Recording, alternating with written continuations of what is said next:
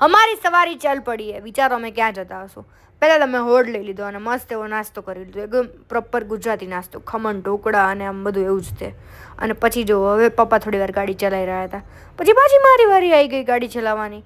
અને આબુની બોર્ડર પર પહોંચતા જ અમે ખાઈ લીધી સૌથી પહેલાં રબડી અને દાલ બાટી, કારણ કે દાલ બાટી મારી બહુ જ ફેવરેટ છે. પછી પીધી ફુદીનાવાળી મસ્ત એવી મસાલા સોડા.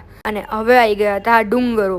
એટલે પછી પપ્પાને કીધું, પપ્પા હવે તમે જ ચલાવી લો, કારણ કે હેવી ડ્રાઈવર નહોતા ચાલે એવા. અને અમે લોકો પહોંચી ગયા હતા માઉન્ટ આબુ. અને સાંજનો નજારો જુઓ તમે, એટલો મસ્ત હતો. અને અમે લોકો ફરવા નીકળી ગયા. અને ભાઈ સાંજ હતી તો પણ એટલી ઠંડી લાગી રહી હતી. પહેલાં જ ખાઈ લીધી પાણીપુરી. ગમે ના જઈએ, પાણીપુરી ખાવી તો જરૂરી છે.